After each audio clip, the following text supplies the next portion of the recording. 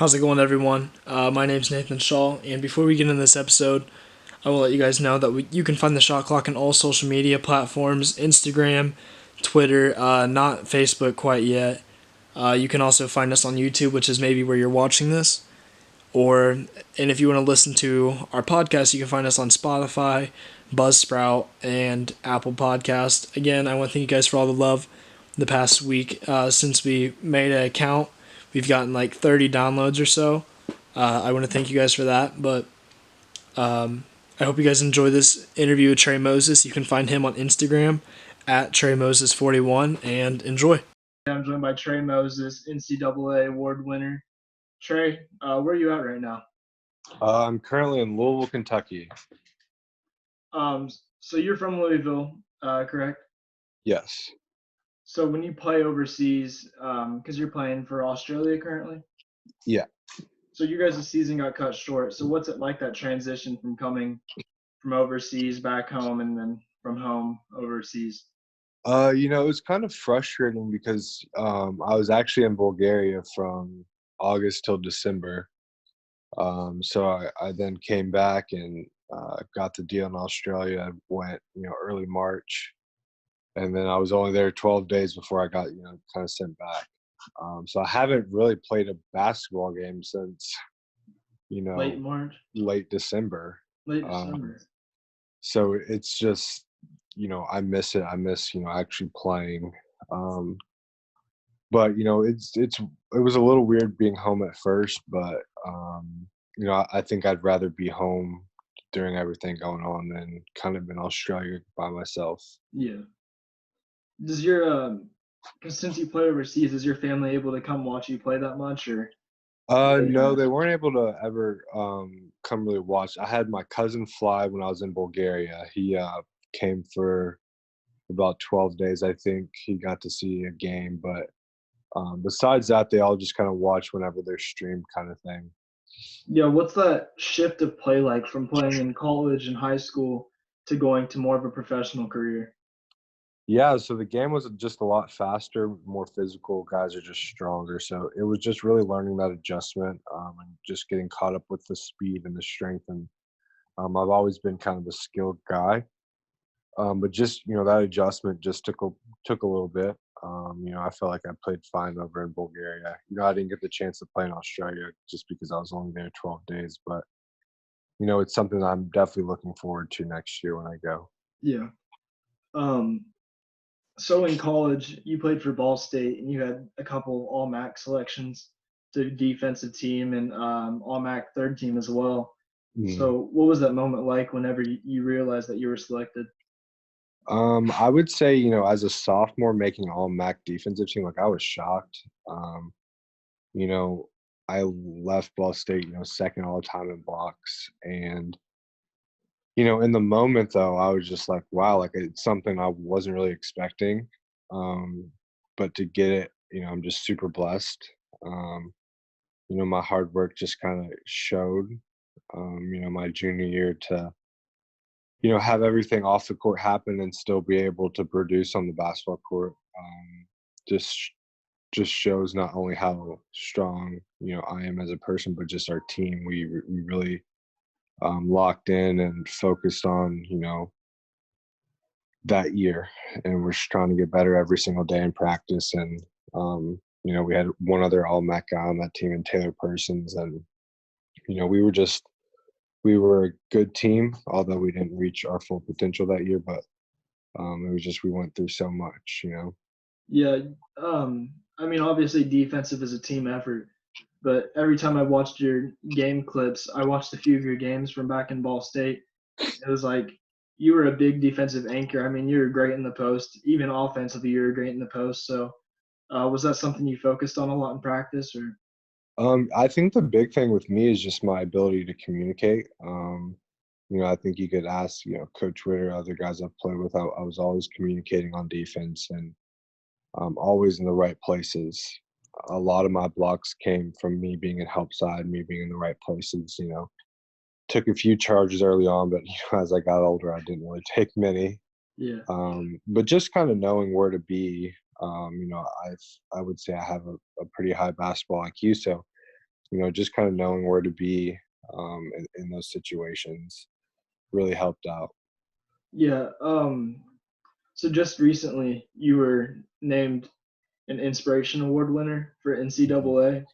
So what was that moment like whenever you realized all of your work you put in get helped with that? Yeah, so I was actually in Bulgaria when I found out, that I won.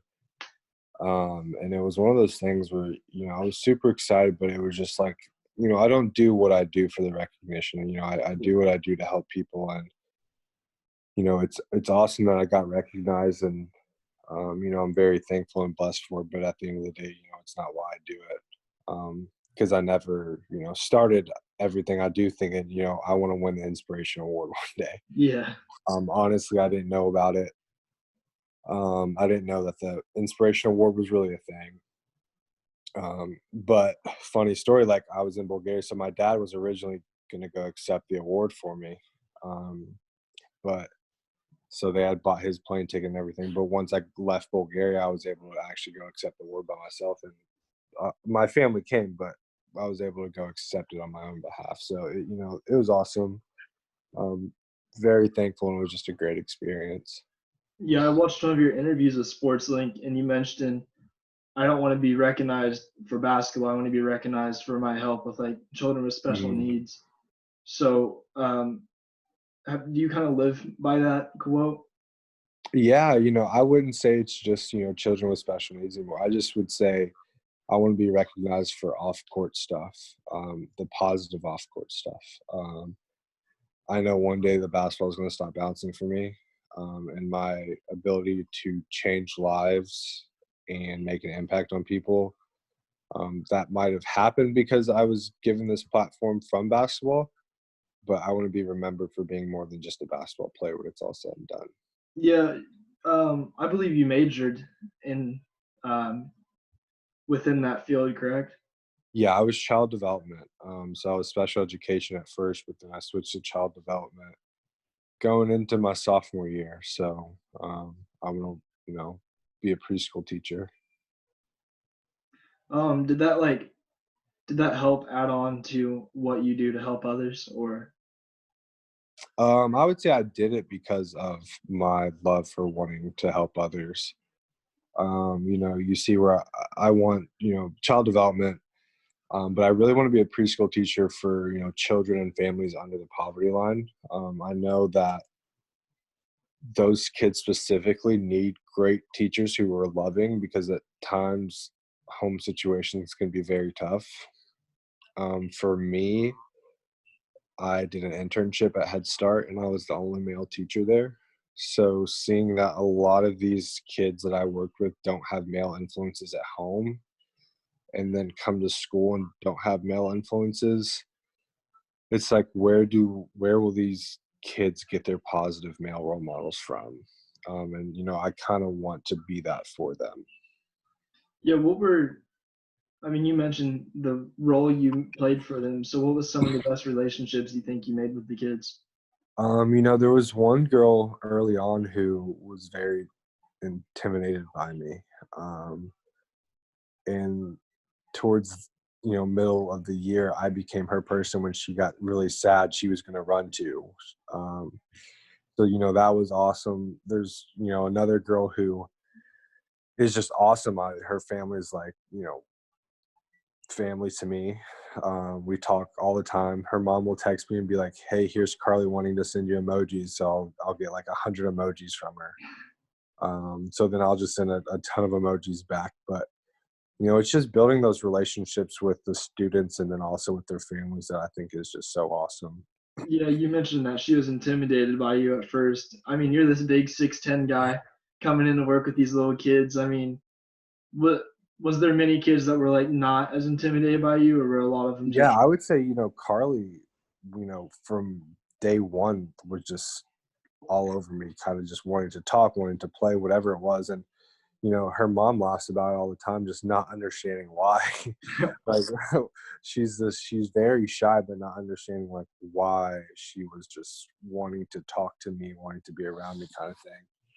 But it came to a point where I'm in the hallways and almost all the students like know my name or want to give me a high five or want to talk to me. So I just, not even for just my classroom, but for all the other preschool classrooms that were in the Yeah. school, just trying to be that male positive influence. Yeah. So you've done a lot with children with special needs. I believe you were gonna get an FTK tattoo. Yeah, I actually got that. Yeah. So for people listening, can you describe why that happened? Yeah. So Dance Marathon raises money for Riley Hospital for Children. And I've spent a big majority of my last 2 years with Dance Marathon. My junior year, I was just a dancer. I raised quite a bit of money, exceeded my goal. Um, and then my senior year, I joined an actual committee. I was on Riley Relations, and I have tons of people in that committee that I just love so much, and they became another family for me. Um, but I was like probably so I raised $4,000 my junior year. I was like, I want to beat that. So I set my goal for 5,000, and I think I was like $4,500, like with probably like 10ish hours left at the marathon, and I had met Mickey Deputy my sophomore year at Dance Marathon, and Mickey has Down syndrome. She is a Riley kid, or she was a Riley kid, beat leukemia. But she's like a best friend. Her family's my family, and vice versa. But I said that if I get to my goal of $5,000, I will let her design a dance marathon Riley, whatever kind of tattoo she wanted that had to do with kind of dance marathon. And we kind of posted it everywhere, and thankfully I got to my goal and raised the money, and I got the tattoo probably a week or so later. So your relationship with Mickey Deputy, other than the dance marathon and everything, are you guys still close today? Yeah. So my family had like a going away party before I went to Bulgaria.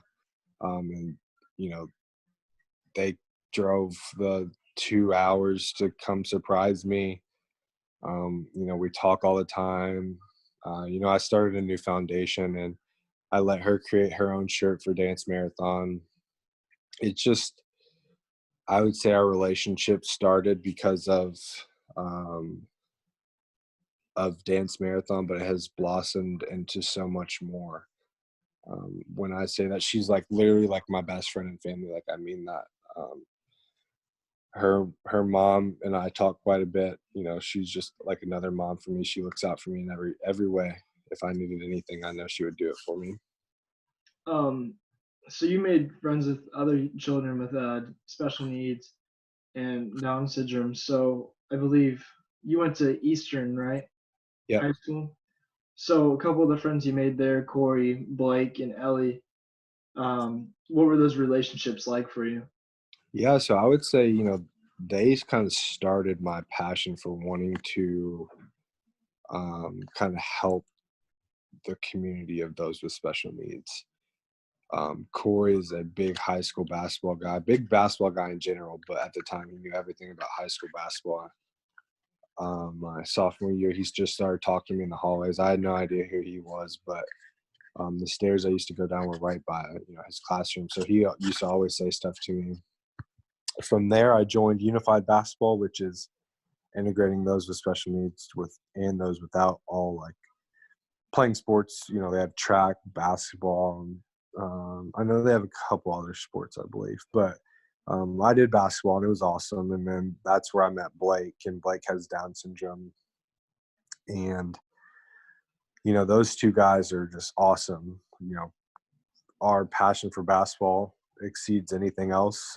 Like Corey's able to, if you're playing with him, he's going to talk trash to you. Like he's legit. I had that call with Clark Kellogg last night, and he was just trying to get Clark to answer all these questions about Louisville basketball beating Michigan in 2013. Like, he knows his stuff. So just because he has a disability, like, that means nothing. Yeah. He knows more than probably I do, honestly. He's over here asking me about recruits. I'm like, I don't know these guys. um, but those two guys are special. And then my senior year, I I did peer tutoring, and they put me in like PE class. So I would go get, I can't remember how many. I think it was like 3 or 4, but we would walk from their classroom to like the gym, and that's where I met Ellie. Ellie is awesome. She's just a special person. Loves Taylor Swift, loves to sing, loves everything. Like, she's awesome. But I ended up, taking her to prom, and that kind of went viral. Um, it was, pretty crazy. We had the Ellen Show call, local news picked it up, front page of Yahoo. A lot came from it, but I would say my favorite thing from that was just that she loved the attention that we were getting. She was getting calls from all these people, and she loved it. It was something that she just ate it all up. Probably, a little bit later on, this girl had DM'd me on or on Twitter and was like, "Hey, I have 2 tickets to Taylor Swift because she was coming to the Yum Center." She was like, "Would Ellie want those?" And I was like, "I'm sure she would. Let me ask her mom." I asked her mom, and then Ellie was just like, "I want you to go." At the time, I was like, whatever, like, not a big Taylor Swift guy, but we ended up going, and you get free tickets. You're just expecting, like, whatever kind of seats. Like, we were front row of the pit, Yeah. and it was just like awesome. Like, she loved it. She loved we both just loved our time together there. It was awesome. But those are 3 people that I say like really started my movement, and I give all 3 of them credit, just ending that stigma. I think a lot of people look at those with disabilities as just people with disabilities, but they're much more. They're able to do any and everything that anyone else can do. Yeah. I remember from an interview with SportsLink as well. Ellie mentioned that you weren't that good of a singer at the concert. Uh, so, I mean, obviously, you guys have a fun relationship. I believe one time you took her out for her birthday. Um, what was that moment like for you? And what do you believe it was like for her? I think it was just one of those things where it's just like she was only a freshman, and so I think just most freshmen have trouble making friends.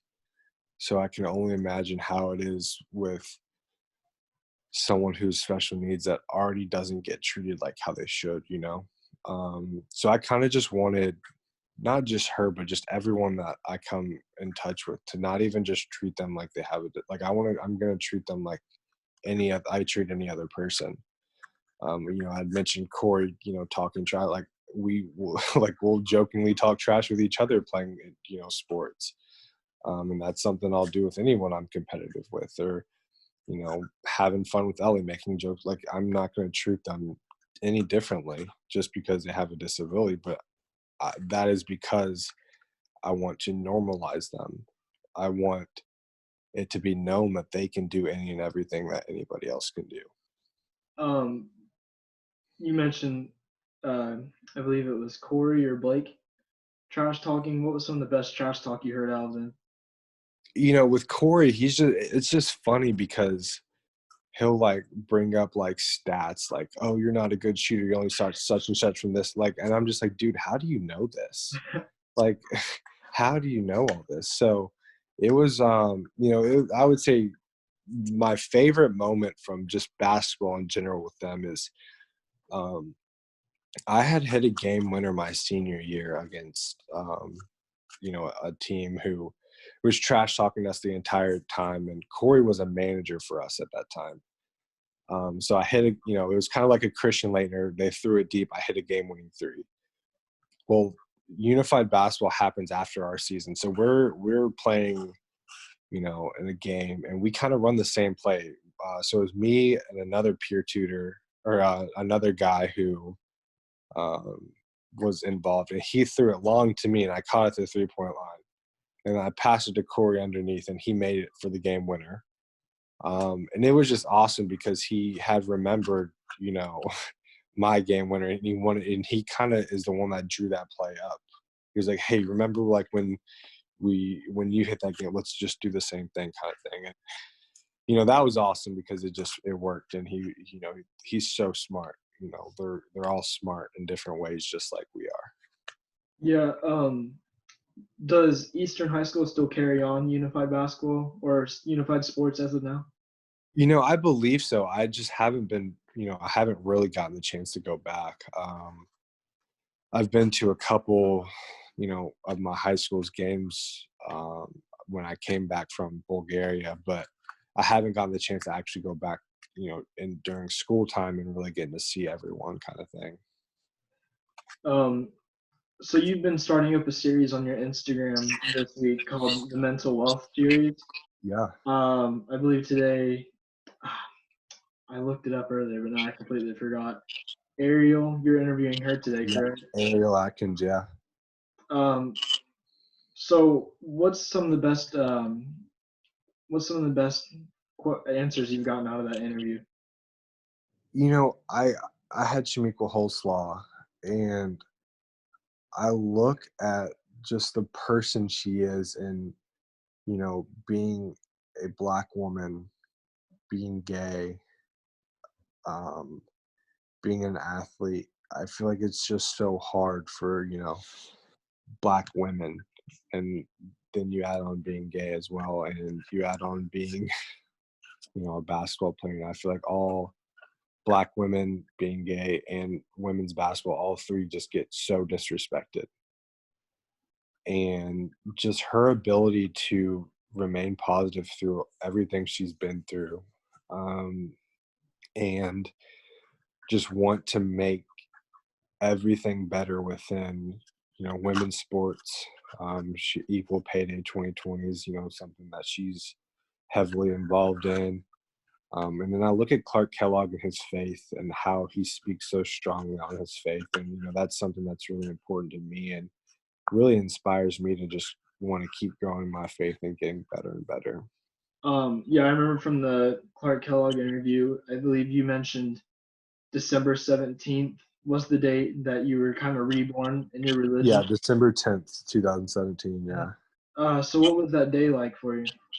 It was awesome. My family drove up the 3 hours, which isn't, too far, but, you know, drove up 3 hours. I had all my friends and my close friends there. And the guy I had been meeting with because, Zach had taken his life August 22nd. So pretty much 2 or 3 weeks after that, I started meeting with the guy once a week, all the way until kind of like graduated kind of thing. But he's actually the one that baptized me. So, just having all my people there, and it was just such a special moment for me.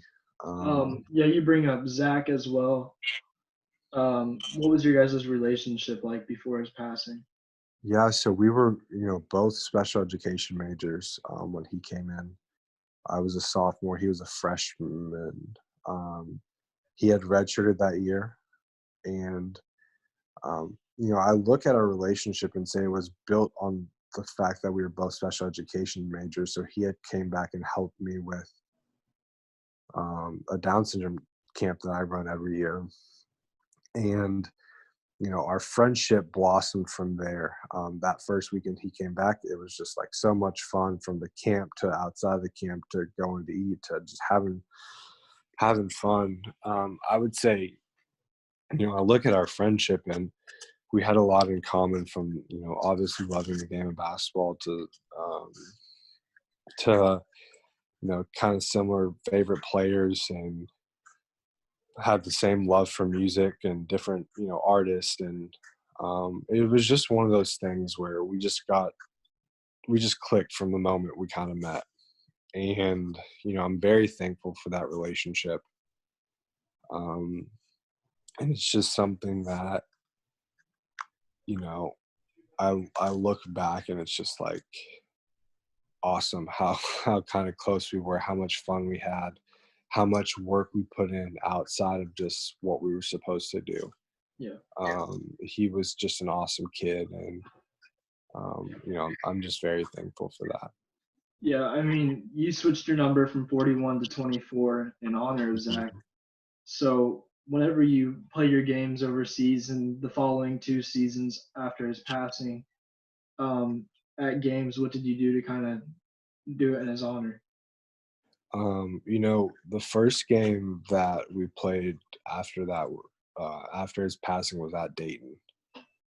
Um, I don't remember if that was the first game on our schedule, but I think I was hurt. I was coming back from injury, but that was the first game that I vividly remember wearing, the jersey with 24. But I, cried during the national anthem, and it was one of those things where it was very hard at first. And coming back from injury, I just wasn't playing well, and I remember talking to my trainer at one point, like, I don't know, one, if this is worth it, or two, if I can carry on this legacy, three, that I should just transfer. And that was like a serious talk we had, and thankfully I didn't. But it's something where I pray before every game. I just am thankful for the opportunity just to get to play basketball, but to also carry on, kind of a legacy of someone who I look at and I say he could have been in this position. Like he was the real deal in terms of being a basketball player. He could have been really, really good. And, his family didn't get to see him play. None of us got to see him play a legit college game. So it's always the what if factor. But I wanted to, wear his number solely for the fact that, his family knew how close we were. And I wanted them to just be able to remember him in a positive way, to look out and see his number and think, as much as, we miss him and, he's not here, that he's always remembered in our hearts, for, his love, his ability to change lives, and, as a basketball player. Yeah, I believe it was since about seventh grade that you mentioned in the past interview that you've been battling with depression, correct? Yeah. hmm So after Zach's passing, did that kind of help you speak more out on I depression? would say I started being open before, so probably like my freshman year, into freshman year kind of thing. But after Zach, it was just so tough. Um, it was something that I wouldn't wish on my worst enemy. Having to go through what my team had to go through that year, me individually having to kind of see the body of someone I cared. I think about the last two times I kind of saw him was you know in that way after taking his own life and in a casket. That was very hard for me. Um, it was something that you know really really took a toll on me early. It was very tough, and the thoughts of like transferring, like I said, just to get away from it all, thinking that a brand new start would just help me. Um, but speaking out really helped me a lot, and I realized that a lot of people have lost people to mental health issues. And so just trying to speak up and be an advocate for those dealing with mental health, those that have lost loved ones to mental health, um, I know that I've impacted at least one person. Um, and when I all started this, that was my goal, Yeah. just to impact one person, to maybe save one person's life, to give one person hope or inspiration. But in the grand scheme of things, I know I've done more than just that with one person. So I look back and I just say, as hard as it was, everything I've gone through, it's all been worth it to speak up, and I wouldn't change anything else about it. Yeah, your coach, he kind of, I remember hearing that he kind of helped you with um, your depression or anything, like he played a big role in that. How would you Hmm. describe that role that he played? Yeah, so I remember like my freshman year, I was really struggling one day, and he's came into the training room after my trainer had gotten him, and I was just in tears. And he kind of just told me just go home, um, just relax, just take a day. And he was like, I'll just tell the guys you're sick, and when you want to speak up and let the guys know about whatever, then that's up to you. But I want you to be okay, and I want you to feel safe. So, this was the day before a game too. So, it was one of those things where I look back and it was just like, I don't know a lot of coaches that would react that way. Yeah. Um, and so that was important to me. And then especially after Zach, his 1 year, after, his 1 year after his death, Coach Witt had actually um, taken me to Zach's gravesite. So we, drove the 3.5, 4 hours together, and visited with his family, checked in on how they were doing, and then got to see Zach and his mom. So that was just a special moment. Just both just sitting there and thinking about the memories that we had with Zach, and going over just different things with his family, seeing baby pictures of Zach, and I just am very thankful for him, because I don't know many coaches that would have done everything over the 4 years that he did for me. Yeah, you mentioned Zach and his mom. It was about a year or so, I believe, before she passed away, before he did. I believe so, and I know that was tough for him, and it was really tough for all of us, his family. But just seeing, how close we were. I'm a mama's boy too, so knowing how much he loved his mom, um, you know, for me, that was hard. What was their relationship like, Zach and his mother? I would say it's just like kind of how myself and my mom are. Like, we just joke a lot, but I just know how much of a mama's boy he was, and it was the same exact way with me. Zach came home and met my mom, and my mom loves Zach, so he's just he's got that, like, you just don't love him, like, you gotta love him. There's no like just liking, like, everybody that meets him loves him. His smile just was everything. It brightened the whole room. Yeah. Um, I want to get back a little bit to your coach also. He played, or you went to the Final Four and talked at Chicago with coaches and players about mental health and everything, about like, and kind of encourage coaches like um reach out to their players. So what was that? Was that one of your first times speaking out about mental health?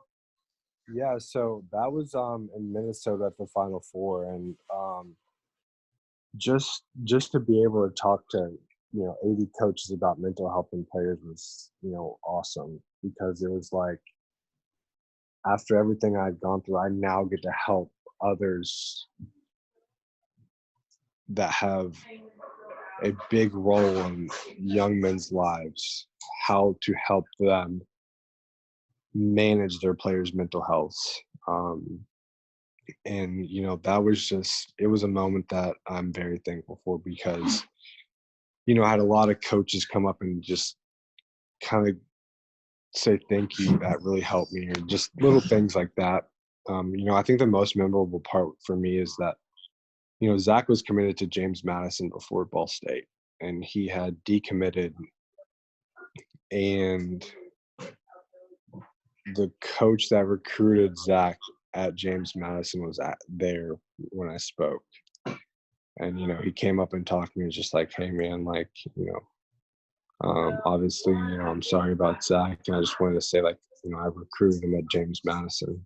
I just think it's awesome how God works, and he's put me in a lot of places where I look back and I say, like, I understand why. Um, so you're very committed to your religion. Um, so what's one of the moments that's really helped you with your religion in your current life? I would say going to New Zealand with Athletes in Action. That was a moment for me where I told my story to, five or 600 people. Over that trip, we went to, we played at a prison in LA. And, getting to talk to them, one of their one of their inmates was a family member of someone that I knew at Ball State, and that was all the way out in LA, and it was like it's just crazy how God kind of works. We then moved to New Zealand where we play 8 games in 10 days, and we each give our um, testimony at halftime of a game. Well, I gave mine twice, so I spoke to the two different universities, and New Zealand just has such a high suicide rate. It's very kind of unfortunate, but just to see the impact that my story had, and to see how many other people had gone through something similar. We go to the second city in New Zealand, and my host mom had lost her father to suicide. My host sisters, they played Division II in the States. The brother was a preschool teacher. So it was just kind of seeing everything connect over that trip and how God really works and putting you in places that He knows are best for you. Um, Um, oh, go ahead. no, I was just gonna say that Uh, that's awesome. yeah. So what's one thing that you feel like people don't understand about mental health, like depression, anxiety, and all that?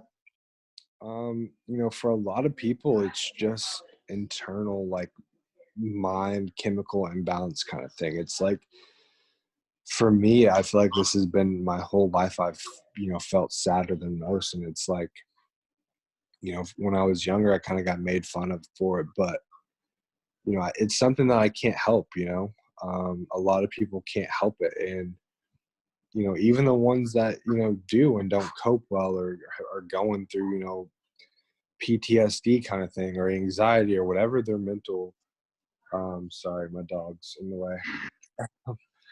Whatever their kind of mental health issue is, like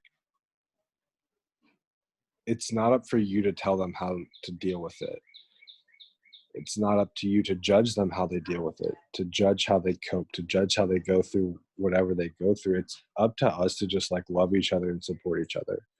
I always say is it's okay not to be okay, and I think that's so important. Yeah, I feel like so many people believe that like mental health that I feel like there's some people that believe it's not like a serious thing and that you're just like that some people are like, oh, you're just doing that for attention or oh, Yeah, it's not even like that bad. Like I feel like some people don't understand that. Why do you think they believe that? you know, I don't know. I went through that same thing where a lot of people kind of told me I was doing stuff for attention. And that's the part that for me, it was even, to the day with everything with 24 Reasons being told that I'm doing it for, kind of myself or whatever. That's the thing that's upsetting and frustrating. It's just like, you get these thoughts of should I just stop? Um, Early on when I really dealt with mental health, it was just like, okay, like, it could be so much easier to just, kind of not be here kind of thing. Or just those thoughts is like just should I stop doing whatever I'm doing. But for me it's just like I should never stop being open. I should never stop trying to help others. I look at you know everything that Jesus went through, and he was just so heavily disrespected. This is going to be the word I use, the entire time he was here, from you know getting obviously getting nailed on a cross, but you know, being backstabbed, being not believed to be truly who he is. He never was like, hey, maybe I should stop. People didn't believe who he was, who he truly was. And it was like, he never was like, maybe I should stop. Maybe I should really just stop doing this thing. Just, stop. But no, he had a mission, and he wasn't going to stop until that was achieved. And that's been something that I just needed, that I think a lot of people need, is just, you know, don't listen to other people. Deep down inside what's really going on with you. Um, and it's not other people's jobs to tell you how to manage, how to do anything. Yeah. And I think it's important for that to just truly be understood.